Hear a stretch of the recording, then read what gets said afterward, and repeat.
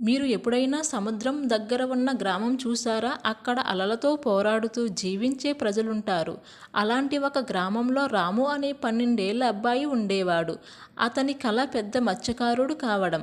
కానీ ఒకరోజు జరిగిన సంఘటన అతని జీవితాన్నే మార్చేసింది. ఆ కథ ఏమిటో ఇప్పుడు మనం తెలుసుకుందాం.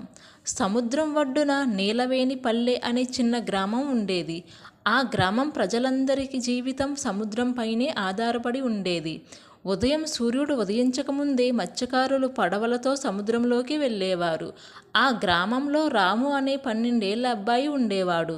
రాముకి సముద్రం అంటే చాలా ఇష్టం. కానీ అతని తల్లి ఎప్పుడూ చెప్పేది, సముద్రం మనకి మంచి స్నేహితుడు లాంటిది, కానీ సముద్రానికి కోపం వస్తే చాలా ప్రమాదం అని చెప్పేది రాము తల్లి. రాము మాత్రం పెద్దయ్యాక గొప్ప మత్స్యకారుడు మారాలని కలలు కనేవాడు.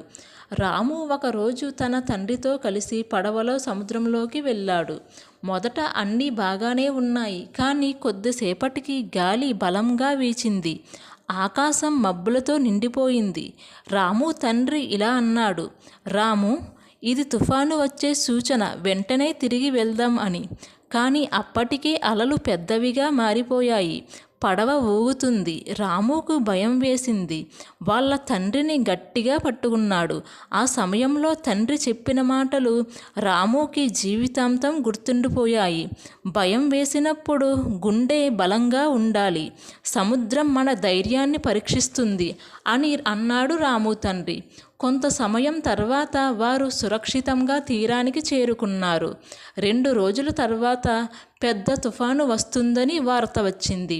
గ్రామ పెద్దలు అందరినీ జాగ్రత్తగా ఉండమని చెప్పారు. కానీ కొంతమంది మత్స్యకారులు ఇంత పెద్ద తుఫాను రాదు, మనం ఎప్పుడూ చూసిందే అని పట్టించుకోలేదు.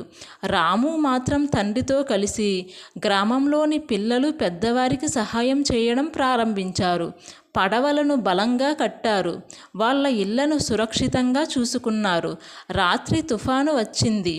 గాలి గర్జించింది. అలలు గ్రామం వరకు వచ్చాయి. గ్రామం మొత్తం భయంతో వణికిపోయింది. ఆ సమయంలో ఒక చిన్న పడవలో 2 మత్స్యకారులు సముద్రంలో చిక్కుకుపోయారు అని తెలిసింది. ఊరు జనమందరూ చాలా భయపడ్డారు.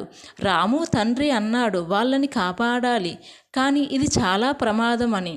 రాము వెంటనే ఇలా అన్నాడు, నాన్న, మనం వెళ్దాం, వాళ్ళు కూడా మన గ్రామం వాళ్ళే కదా అని అన్నాడు. రాము తండ్రి రాము ధైర్యం చూసి ఆశ్చర్యపోయాడు. ఇద్దరూ కలిసి పడవలో వెళ్ళి చాలా కష్టపడి ఆ మత్స్యకారులను కాపాడారు. ఆ గ్రామస్తులు అందరూ చాలా సంతోషించారు. తుఫాను ముగిసిన తర్వాత గ్రామం మళ్ళీ సాధారణంగా మారింది. గ్రామ పెద్ద రాముని పిలిచి ఇలా చెప్పాడు, ధైర్యం అనేది వయస్సుతో రాదు, మనసుతో వస్తుంది అని. ఆ రోజు నుంచి రాము గ్రామంలో అందరికీ గొప్ప ఉపాధిగా మారాడు. పెద్దయ్యాక నిజంగా గొప్ప మత్స్యకారుడయ్యాడు. ఈ కథలో నీతి ఏంటంటే, ఇతరులకు సహాయం చేయడం అనేది గొప్ప గుణం. ప్రకృతిని గౌరవిస్తే అది మనకు జీవితం నేర్పుతుంది. ధైర్యం అంటే భయం రాకపోవడం కాదు, భయాన్ని జయించడం. ఈ కథ నచ్చితే లైక్ చేయండి. ఇలాంటి ఇంట్రెస్టింగ్ కథల కోసం మన ఛానల్ని సబ్స్క్రైబ్ చేసుకోండి.